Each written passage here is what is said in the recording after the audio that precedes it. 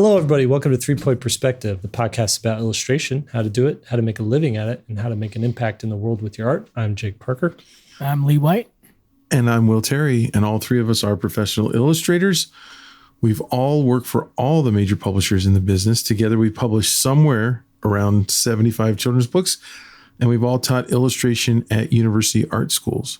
That is correct. Each week we come at you guys with fantastic illustrator interviews or mailbag from people just like you, where we answer questions about the illustration industry. Sometimes we agree, sometimes we argue, but each time you learn something brand spanking new.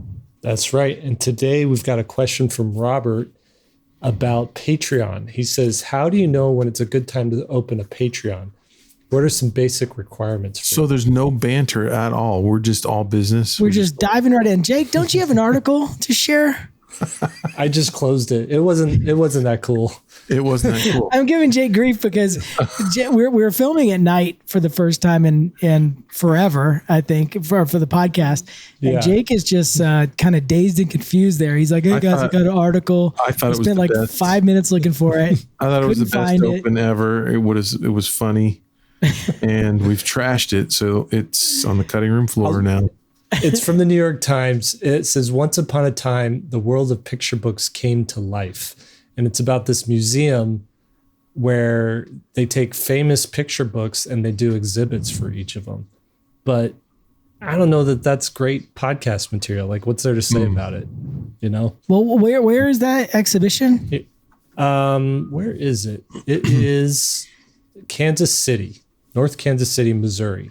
And when is that starting?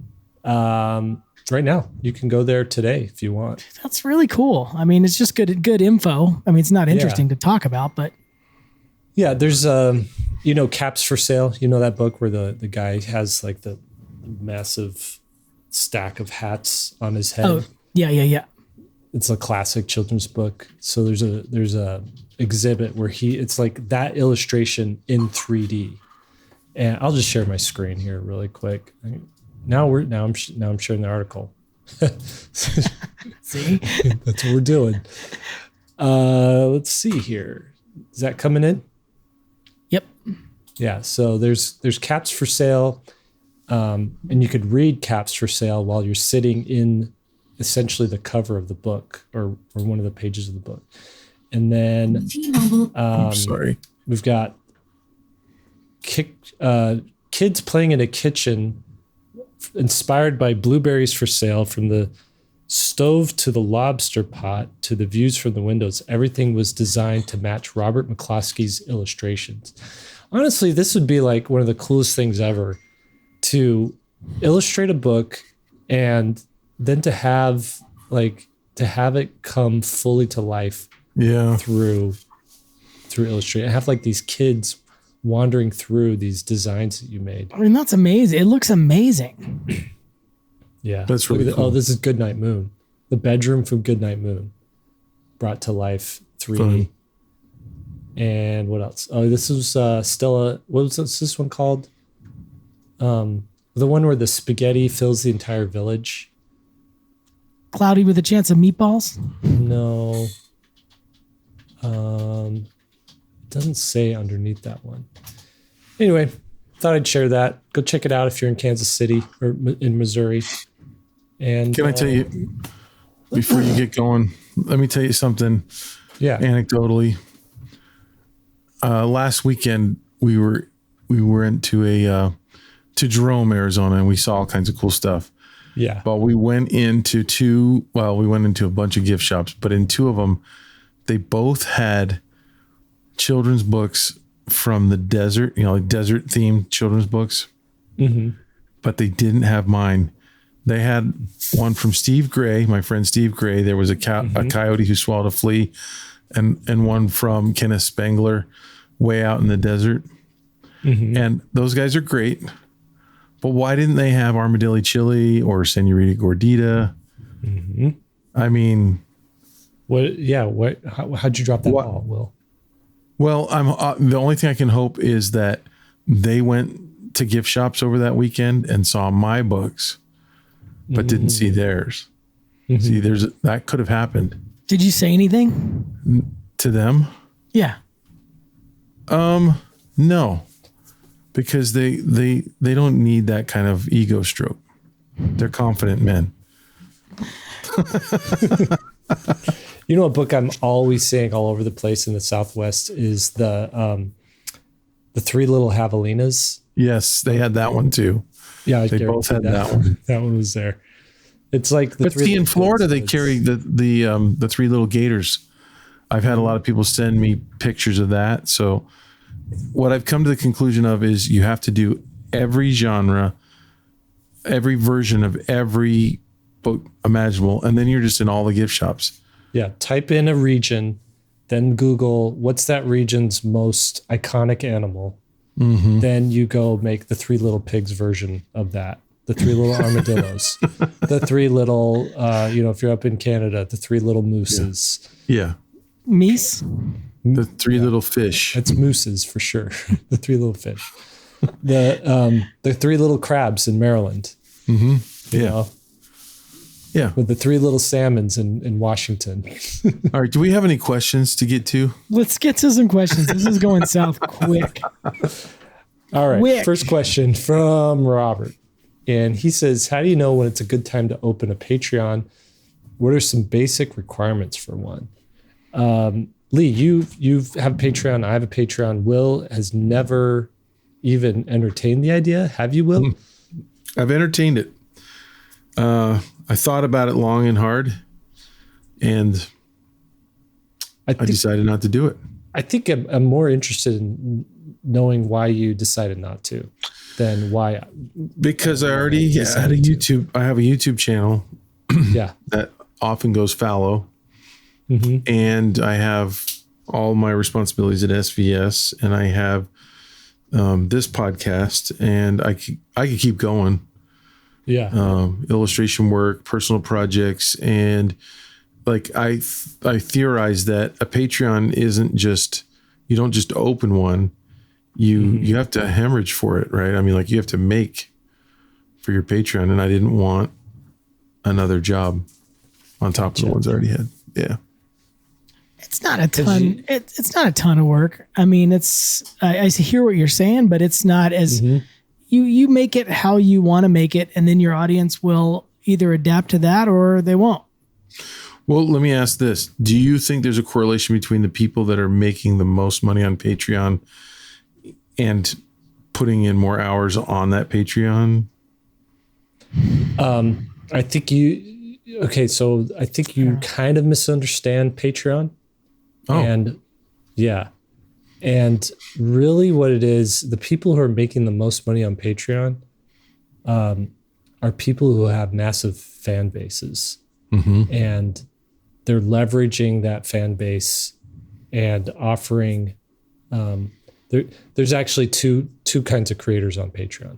The people who are just saying, hey, you 1 million followers, come support me on Patreon because you like me. That's one. And then you see that with podcasts, you see that with illustrators, you see it with musicians. And every once in a while they'll we'll have you guys get to choose the title of my next album. You guys get to choose the topic for our next discussion. You guys get to choose the character that's going to die in my next book, stuff like that, right? And then there's the other side of Patreon, and it's the people who are offering a service. So the difference between they're essentially training you how to do something, the thing that they do.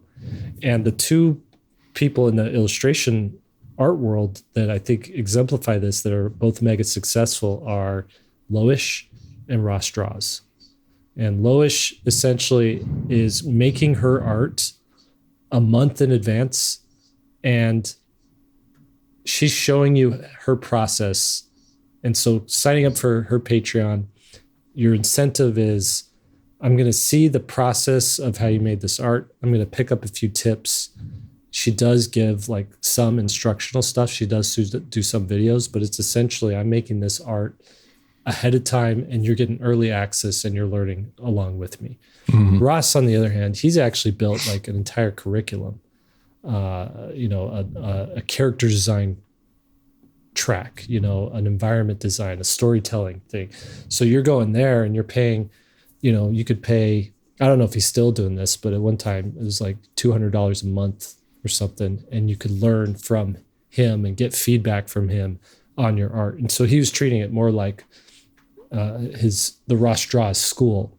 And Loesch was like more like, join me in my journey here as an artist. And so I think those are the two things. And the I guess to answer Robert's question, it's when is it a good time? When you have a big enough audience that you can divert them into that, or you have something of significant value to teach people that are willing to pay you for it. Ideally, you'd have both of those things. You'd make a killing, wouldn't you? Exactly. That's Russ Draws. I mean, he's how is your, let's get more practical. So you're talking about like the pinnacle of Patreon, the people who are doing it perfectly. And they're making, I mean, how much is Loesch making probably from her Patreon? Like 10 grand a month? 20? Yeah, probably. Oh my gosh. I'm almost there. She's got 5,000 patrons, I think, at $5 each. But I think that if you're thinking about the money, like I'm going to go back to the Rick Rubin. I should get the direct quote from him, but it's like, make your art, do what makes you the most happy. I mean, be selfish with your art, make your art, and then there will be people that want to follow you and want to learn about what you're doing and all that. Monetizing it is easy if you're making great art, basically. Like you can't build a Patreon at the same time you're really building your art. Your art needs to function on its own, and then a Patreon is like a boost to that. Mm-hmm. I do think there's some truth to that. Although, I mean, there's different levels of it. It depends on like what is success. What success is to the person emailing us might be a total failure for somebody else, and vice versa. And so, I mean, I say dive in. If you're already making stuff, it doesn't hurt to just make the stuff. And then what you're doing is you're training yourself for how to use equipment. You're training yourself for how to record the process, because that's going to save you how else are you supposed to build this thing up and build up viewers and stuff like that. So what I've noticed with my own Patreon is when I tried to create for the Patreon, it was, I don't want to say dull, but it was just stagnant. And then I was just like, I am just going to post stuff. I'm going to try to be consistent about it. I'm not going to make things for the Patreon. I'm just going to record the things I am making. Yeah. It's a big difference. And then I go in, and there's also a new feature on Patreon where you can, people can subscribe to your channel for free. And at first, I mean, I've seen that for like the past 6 months. And I was like, why in the world what are these people getting? They're not getting anything. Nothing's available to them. And then I was like, oh, we're supposed to make things available to them and explain like, hey, this is the stuff that I'm making this month. Here's a sample of a tutorial. There's more stuff behind the paywall, of course.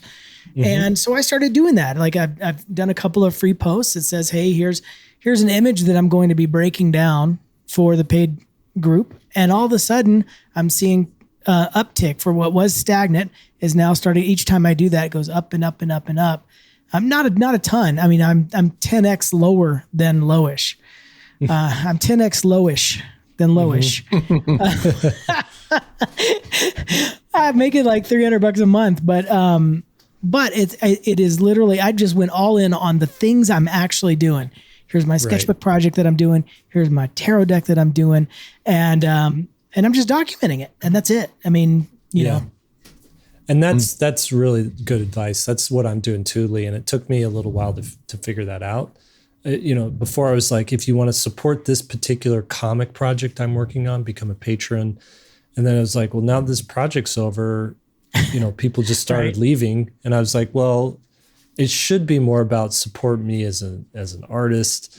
So, I should do more of the free posts as well. But essentially what I do is every week I've done a piece of art of something. So every week I just share, here's the here's the process from sketch to final. Here's all the images that went into it. Here's my thoughts on about it, about what I did for it. Right. And then I have two levels. I have a $5 level and a $10 level, and the $10 level gets everything that I've created that month.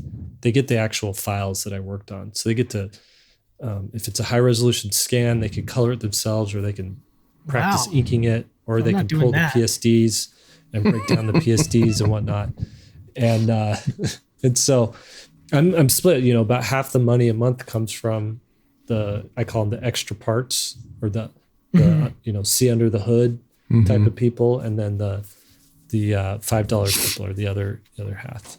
I have two levels as well. I've got $8 level, which Jake quit because it was too expensive. Remember, I'm never going to let you live that down. And then I've got a $10,000 level. Nobody. All you need is one person. I'm gonna I'm just looking. If you're that person, I'm gonna make you dinner. I'm gonna come work out with you. I'll be your training partner. I'll show you how to draw. Right.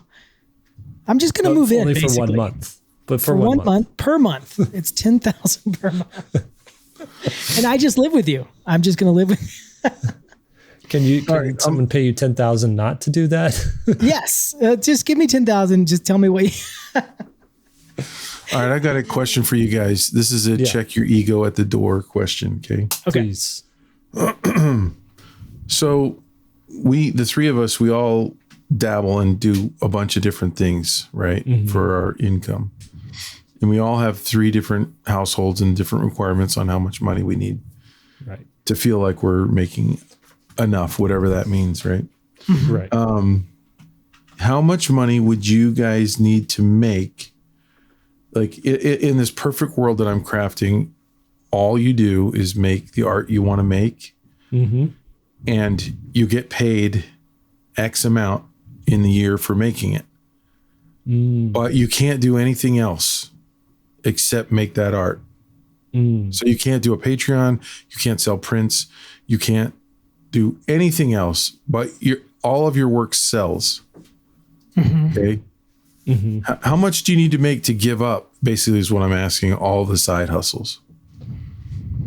That's a good question, and it presupposes that we're doing side hustles because we out of necessity and not because we want to.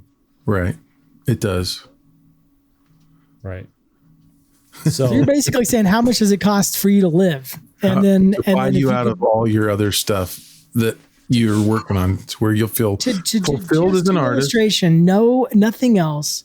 If it's working on children's books, if it's working on a children's book, then so be it. It's a children's book a year.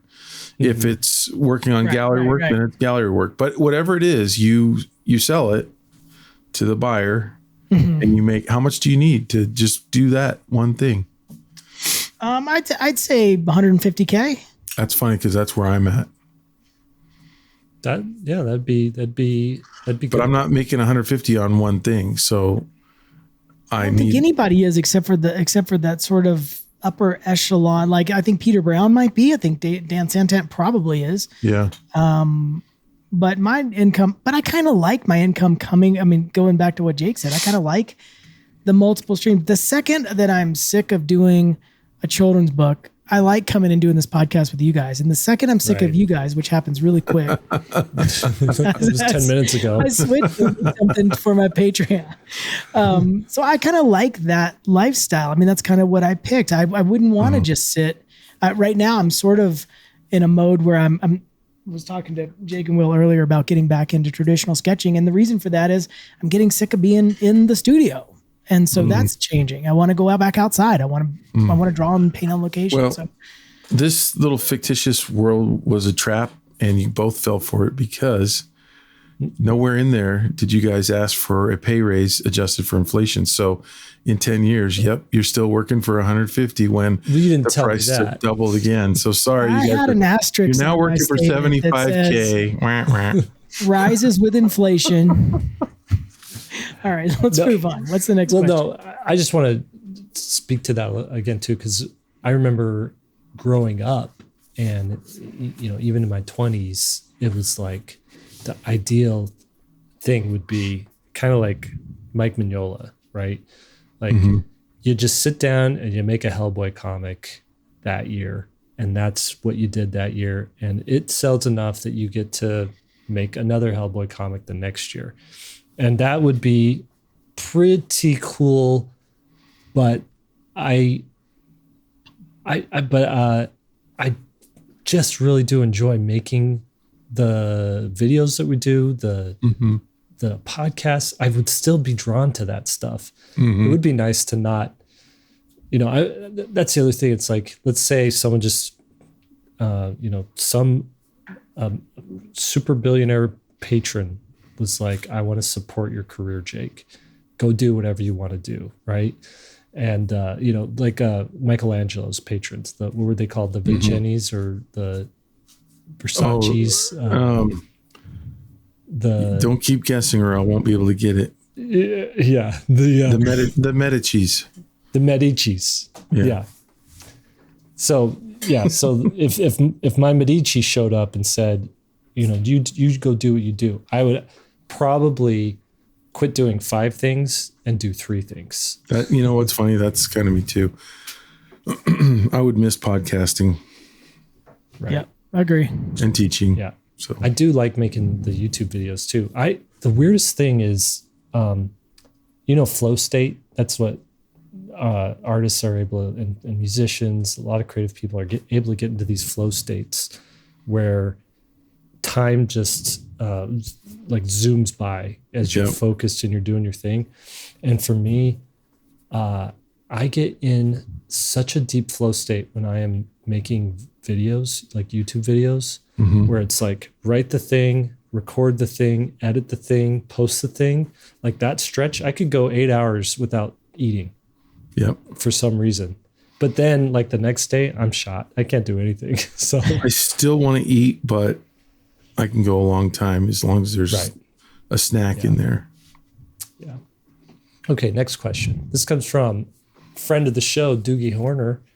We should have him on again. His book came out. His The Invisible Boy book came out. I got a copy of it. It's really cool. It's an easy character to draw. Yeah. His subject line, paper versus pixels. I've been drawing on an iPad for almost 4 years now, but I still feel like I draw better by hand than digitally. But why? It should be the same, right? If I keep drawing digitally, will I ever get as good on the iPad as I am on paper? That's a good question, because I sat down to draw on the iPad a couple of weeks ago, and it felt so unnatural for me. I could draw on my Cintiq day in and day out. That's what I do. I do great drawings on the Cintiq. But as soon as I sat down on that iPad, I couldn't do it. And it is different from my sketchbook too. Like I draw differently in the sketchbook versus the iPad versus the Cintiq. But do you guys have any idea why that is? Do you have? It's not as sensitive as paper. It's never going to be the same. I as have paper. the little screen on the gritty kind of screen on my iPad. Do you guys have that? No. Yeah, but it's not. So, like, think about it. When you're on a nice piece of fine art paper, whether it's like a hot press or something, and you've got you've got some graphite to move around, and you can sharpen that drawing device with a knife and stuff. I mean, like, you can do things. I feel like you can do things on paper that you're just never going to be able to see. You can zoom in on the iPad, but it's not the same. It just doesn't feel the same. I feel like I love drawing on the iPad, but my preference would be I would draw on paper that is instantly digitized. You know what I mean? Like, yeah, like in some magical world that'll probably exist in the future sometime. Although my arm will probably be like robotic or something. Right. Yeah. I mean, I think there's a learning curve for all of it. And what it sounds like is I'm used to one thing and I'm not used to the other. And then you get used to the other. Just like I've been drawing on the Cintiq for so long now. When I went back to my sketchbook, the first couple of pages were just weird. Felt foreign again. And then it finally got back to normal. And now I feel comfortable there too. And so I think it's just a learning curve. But I tell you this, the iPad drawing on glass, the new Cintiqs have a kind of a rippled surface. So it feels there's a little resistance there.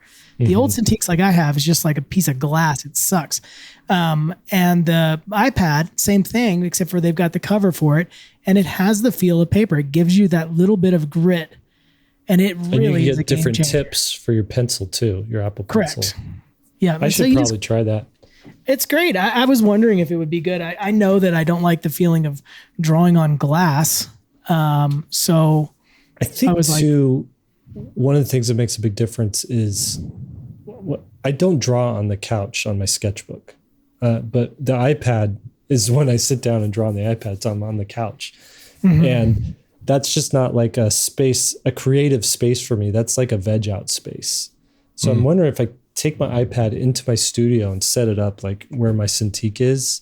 Like draw for real. Yeah, draw for real, if it'll make any difference. Because they have those iPad holders that are like an easel for your iPad that gives you a place for your hand to rest while you're drawing on it and stuff. I kind of want to try that out. But that would be worth it. I mean, what you're basically saying is when you're in the studio, you're serious about it. But when you're on the iPad, you're just kind of leaning back, and it's just a completely different kind of posture. I love to have the tools for designing on when I'm usually working on something. So if I'm in the doctor's office, I can keep going and I can lasso stuff, reduce it, enlarge it, rotate it, move it, lighten it up, draw over it, repeat, rinse and repeat, it's just, I like the flow of it. To me, giving up the nuance of paper is worth it for all the tools that you get.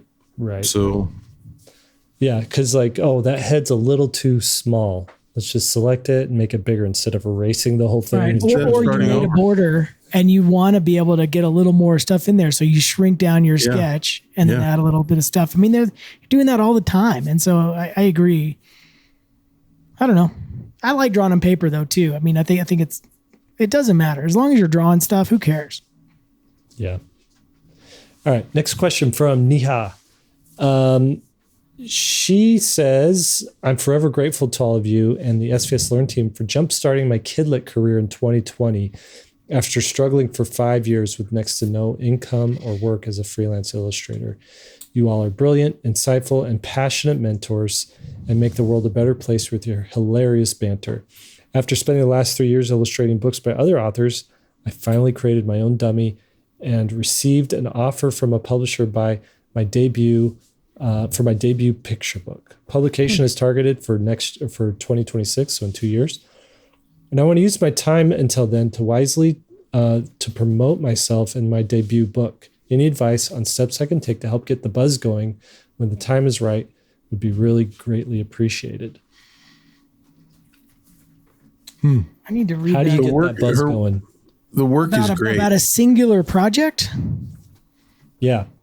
Like this book, and I assume the next book after that, and the next book after that. Man, it's published by a publisher, so I have a different answer. If it's self-published, go all in and make your whole life basically published, talking about that book. But since it's being published by somebody else, my answer is a little bleak. It's move on to the next project, because whatever you do is not going to make a ton of difference anyway. What about school visits? What about like going down that road?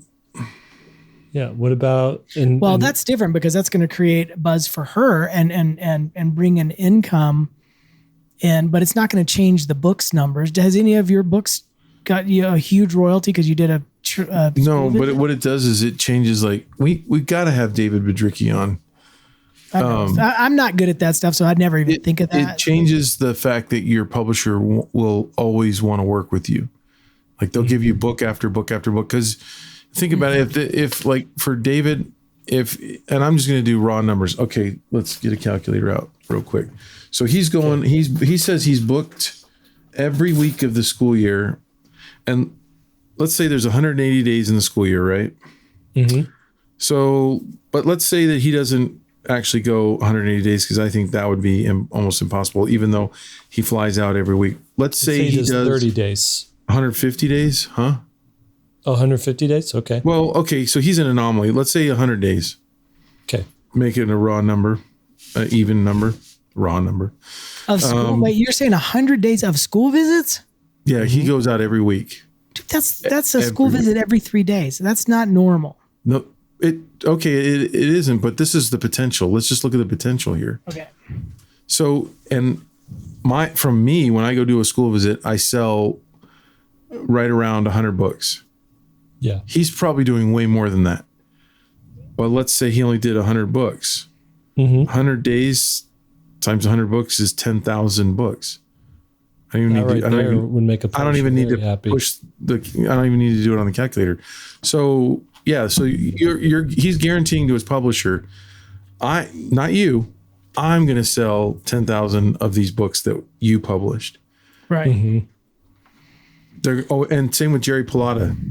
He's in the schools every week, and publishers. And I've talked to editors who have said those illustrators and authors that do school visits tend to just get book after book from their publishers. So anyway, that's not something that you can get going overnight. It's you build that up over a few years. But if I were doing publisher books, that's just publisher books. That would be something I'd want to do a lot more. And I used to do it more. Yeah. I would. The other option, it's hard to give advice that doesn't involve you like having a second career as a marketer, essentially. Right. But if you were, essentially, you want to have an email list with the type of people that are primed and ready to either talk about your book or buy your book. And so who is that? That's going to be parents. It's going to be librarians. It's going to be grandparents, and it's going to be like book reviewers, maybe even, people who run book TikTok accounts and book YouTube channels and whatnot. So how do you get on their radar and how do you get their attention? And the reason I say email lists is because you have much more control over the information that you share with them, getting to the people who want to see it, right? And because you could post something on your Instagram account, and even if 10,000 parents, librarians, book enthusiasts follow you, only a small, 10% of those people would actually see the posts that you're doing because of how the algorithm works. So that's why I would say veer into or deliberately go into the email world, the building an email list. So you have to think, what's an email that these people would sign up for? And it might be something like, I'm going to review children's books from the point of view of a woman. What's her background? She does a lot of Indian inspired stuff. So maybe you're Indian American or something like that with the name Neha Rawat, right? So you could say this is from the perspective of an Indian American woman. I'm going to review all these children's books. That might be one thing. Or from the perspective of a millennial person who is into this particular genre of thing, and I'm going to review these kinds of books. I'm just throwing out spitballing ideas here. But so every week, it's like, I'm really curious what book she's reviewing this week. Here's 5 books that I thought would be great to share with your kids for the holidays, or here's 5 books that I think are great to read during the month of April, or here's 5 books that you're going to want to read during July, right? Those are emails that might get open because they're curious. What is this person going to say? You're reviewing the artwork, why the artwork's so good. Maybe you have little worksheets where it's like, find these 5 different things in these 5 different books. And now all of a sudden, people want to open these emails because it's going to give them a way to, A, they're going to want to see from your perspective, and B, they're going to want to, it's going to give them something they can do with their kids, or something they can do with their classrooms, or something they could do with the kids who come to their library. And you've really created like this community around something that you're enthusiastic about. Every single one of those emails is going to be, you're going to want to say in there, by the way, here's my books. If you want to support this, go buy my books. Mm-hmm. By the way, coming up this, next month is this book. It's my first self-authored and illustrated book. And every time they open it for the other reasons, they're just going to be exposed to you in a way that they haven't been before. And I bet you could sell a lot of books that way. If you were to grow that email list to 10,000 people and you're getting a 50% open rate, and you're getting another percentage who's willing to buy the books or at least tell other people about the books, that could move the needle.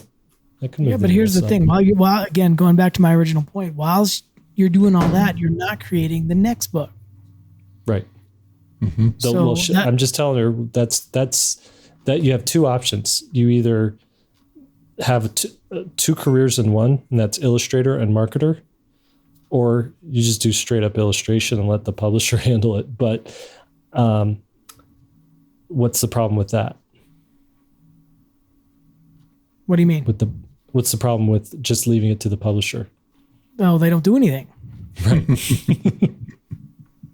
Right. So we're back to self-publishing.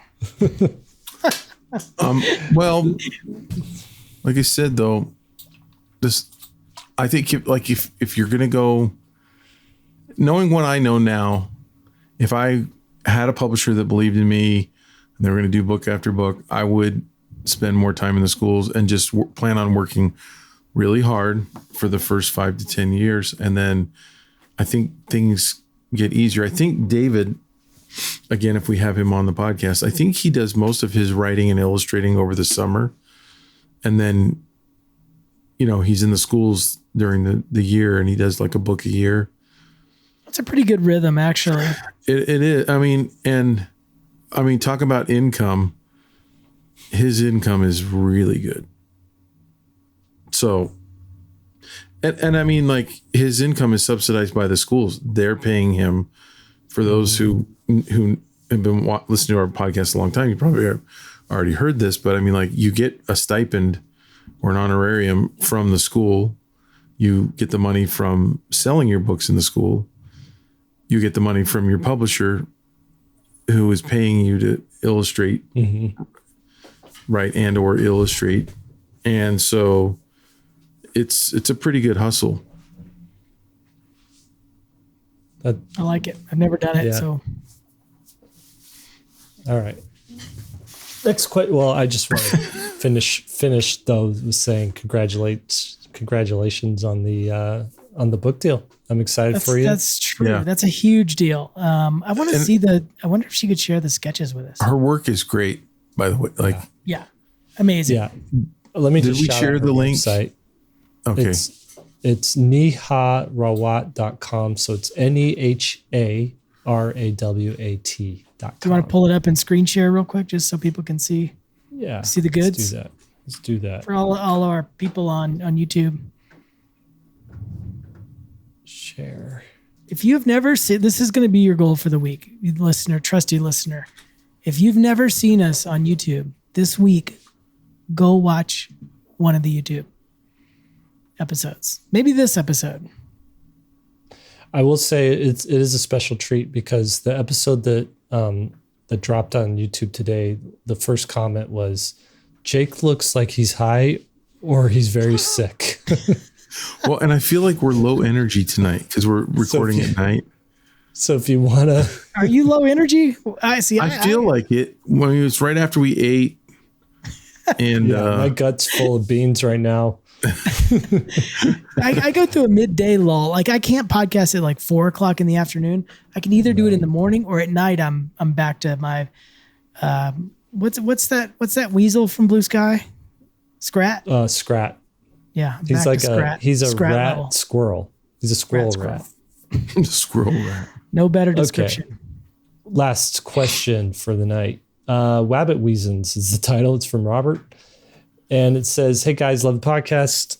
Just wondering, is there a story why the rabbit was chosen for the SVS logo? Do you remember why we chose a rabbit, Will? Yes. Okay. So it was your idea to have a mascot, and I remember going, yeah, that's probably pretty good. What should we use? And I think I suggested a cow or a snake or something, and you were like, I think no. it goes. I think it goes back beyond that, further beyond that. Okay, so I was just seeing what you pulled or what you could remember about that, and maybe that's a true story, but I don't remember that conversation about whether it being a cow or not. Before we ever started SVS, Will and I had this idea to do. That's right. Here's the real story. Yeah, it was called SVS Jump, and the whole idea was.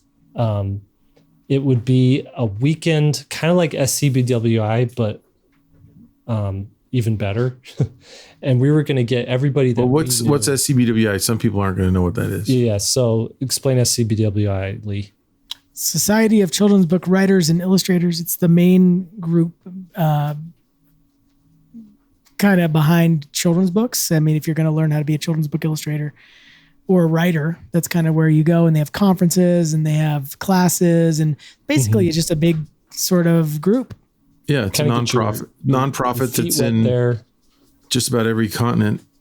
Yeah.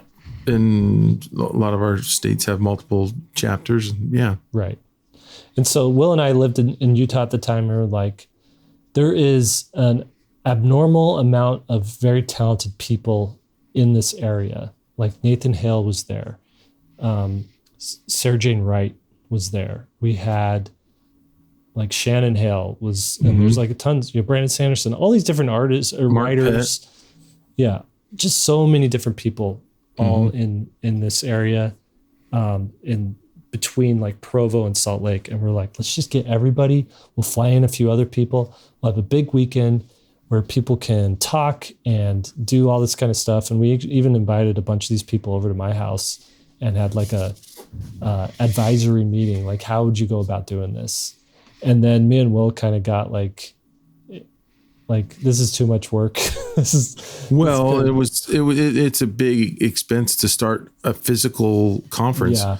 And when we looked at the cost to rent hotels, we were like, so basically we're going to have to go upside down in the first year. We were like, okay, if we're going to do this, it's going to have to be like a 5-year commitment. Yeah. And it wouldn't be profitable until year 3 probably. And both of us were just like, it was going back to like, do we want to do illustrations or do we want to be event runners? Right. And so in the process of that, I created a logo for it, and it said SVS Jump, and it had a picture of a red rabbit silhouette, like jumping. And red was just a very striking color.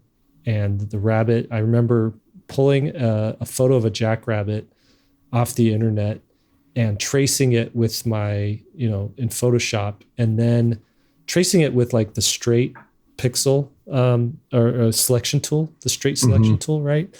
And then blurring it so all the edges would get a little round, and then tightening it up again and really dialing into that like rabbit shape. And then I was like, this is a cool little logo. And then when we started SVS, the online education platform, we just took that logo from that like poster design I did and stuck it in there. And that's where have you noticed whenever I don't think I knew that.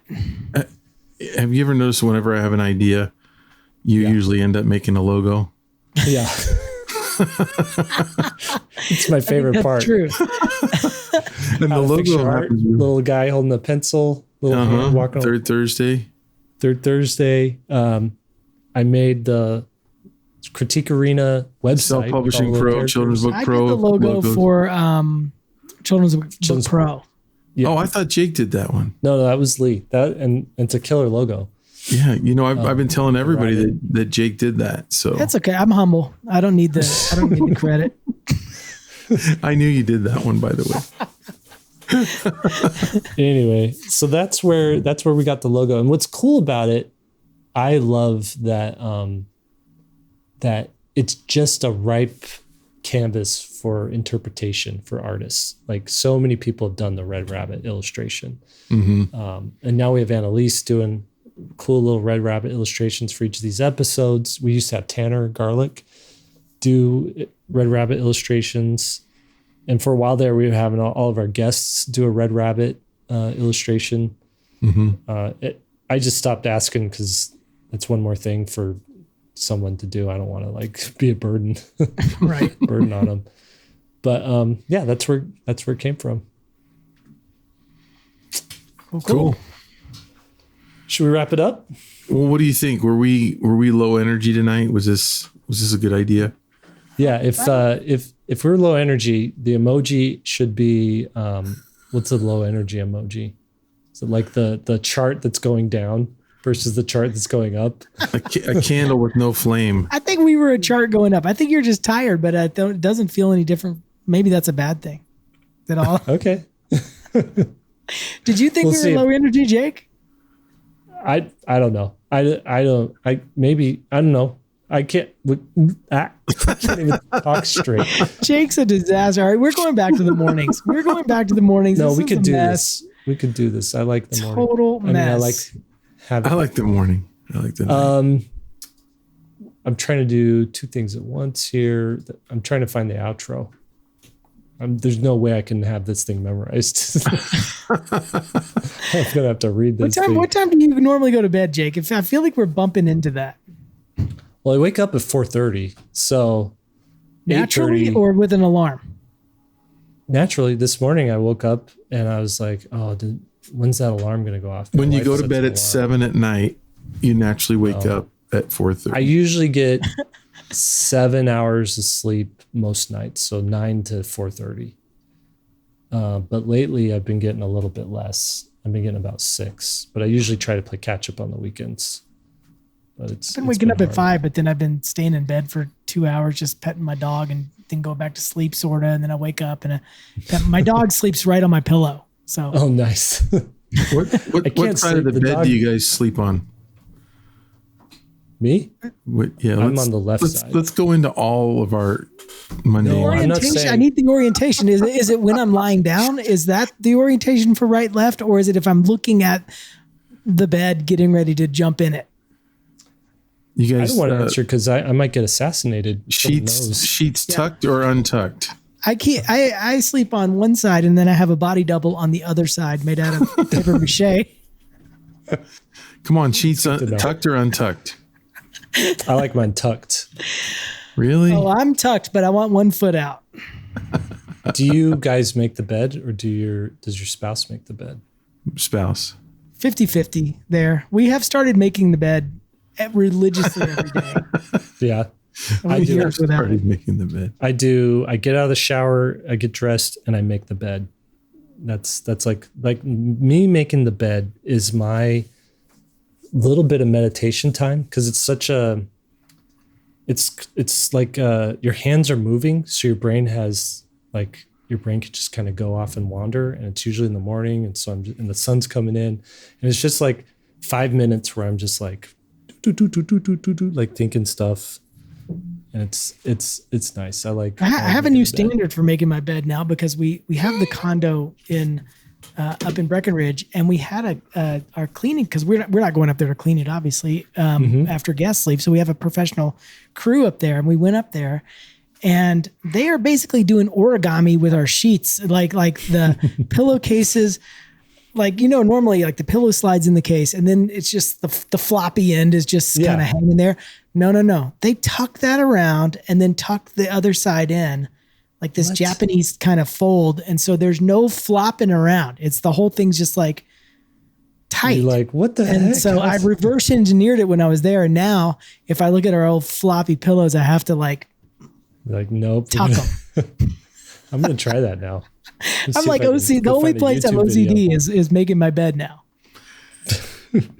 I feel like you guys are trolling me. I was trolling you, and now the fact that you answered all those questions feels like you're trolling me. Why? Because you don't make the bed? You speak slow. Because I was asking those questions as a troll. I didn't think you'd actually answer them. Troll us again, Will. Troll. So I peel the top of the banana, not the bottom. Do you floss before you brush, or do you brush first? I will. Let me just go back to what Jake just said. I do have one weird thing. I don't like eating like uneven watermelon. What? I cut I have a knife and I cut the watermelon so it's very geometric. I don't like if you were to just you should never have said that. Grab it with your hand. The next time we get together, and we have a party. No. Yep. Preferably I'm cutting the watermelon. Little balls. Like, you know, that little ball maker thing? That's perfect. One of my favorite treats growing up was we'd get a watermelon and you just cut like a disc of it. And we had a plate. We had plates that the disc would fit perfectly on, and you get the fork and you just eat from the middle to the edges, a big circle of watermelon. That was the best. Not bad. Hey, last night, this is the product of my scrolling when I'm sitting there trying to get ready to go to bed. Yeah. I learned how to make a candle out of an orange. I think I've seen that before. Have you seen it? It's pretty, like, if you Google it, if anybody's interested, Google it because it's interesting. I saw it on like a survival thing? Instagram. I don't know what it is because you need olive oil. You're like, oh, I'm saving like $3 on having to make this candle, but you're using $20 worth of olive oil. Oh, you have to pour olive oil in it? Yeah. So you got the orange, but then there's like that little white, for lack of a better term, I'm going to call it a wick. But if you leave it, it's the natural part of the or the orange though. And so that's sticking up and the orange is empty. It's just the peel, like like a bowl basically. And you pour a little thing of olive oil in there and you can light it. And then you put the other half on and it has this orange glow and it's like a citrus kind of smell. But a citrus olive oil smell? Yeah. Do you smell the olive oil? Yeah. It's at the end of the day, it's $50 because you're using high-end olive oil. I've got nothing to offer here. I realize. Anyway, it's these weird things that you learn online. That's the benefit and the downfall of our society is I know how to make a candle out of an orange, but I have no practical skill. After that experience you had with your renter with the candles, like I cannot stand to see any candle lit in any house anymore. I'm like, blow that out. Blow that out right now. For those of you guys who don't know, I had a renter in my old house and she was burning scented candles and that stuff, I'm serious. Google that stuff whenever you can. It is a scented candle is the worst thing possible for both your indoor air, your lungs. Is it really? Oh my gosh. It will kill you. It will kill you. It's like petroleum products. It'll make soot in your lungs. I didn't know. I know that it makes soot because we had, when Lily and I were first married, she was burning those candles in our bedroom. So maybe I lost a few years of life or something because you definitely we had to clean the walls. And then that's what made her get rid of it is when we cleaned the walls and realized how much it was pumping out. Oh, I went to, the renter said the air conditioning doesn't work. And I went in there and I pulled out the filter and it was black. I mean, just solid black wax. Wow. And I was thinking like, that's what she's breathing in there. And that is so wild. Speaking of burning, I heard a story the other day that is like, just listen to this really quick. I'll make it quick. We're down playing pickleball and a guy who I become friends with tells me this story. He's at a tournament. Picture this. He's at the pickleball tournament. This is like 7 or 8 years ago. And he and his wife were both playing in this tournament. A guy comes up to him and taps him on the shoulder urgently and goes, dude, your motorhome is on fire. They run back and it's in our resort, right? This thing is fully engulfed. So because they were at the tournament, she left her purse. He left his wallet in the house. They didn't need them for the tournament. All they had were their gym clothes on and their paddles. And they lost everything, right? No. So everything went up. What would you do if you don't have a driver's license, a birth certificate? You don't even have a photo of yourself. You have no money. Their car was next to it. It burned up as well. So you don't have a car. You don't have any. You don't live anywhere, and you don't have a car, and you don't have any money or any ID. And they had to piece their life back together from that. Gee whiz! You're like Jason Bourne. They didn't have cell phones. Yeah. How long ago was this? I was like 7 or 8 years ago. Dang. Yeah, the phones were in the house too, so everything burned up, or in the motorhome. So I would make the up a fire new department identity. took them. The fire department took them in the fire truck, took them to the bank, went into the bank with them in their full regalia, and said, "These people bank here. We vouch for them. Yeah. They need money and they have no ID." And the bank manager sat down and tried to figure out what he was going to do. And finally, what they came up with is, for the next 2 months, while you're piecing your life together, come in, we'll give you $100 a day. We'll write it down on a ledger. And we're just going to take the fire department's word, because the fire department's like, yeah, their whole house burned down, Jeez. and they are who they say they The are. fire department has to do that. Yeah. Isn't that crazy? But now that's like a catch me if you can scenario where you just get you get your buddy to dress up in a fireman outfit, That's true. and huh? and you walk into It's a the bank. scam. That's a good scam, huh? No, the clerk at the bank is like, sir, your fireman friend there is just two adolescents on each other's shoulders. You're not fooling me. Yeah, they shouldn't be wearing Crocs. Right. It's when do firemen wear Crocs? What is this movie from? I think I got the black lung. What?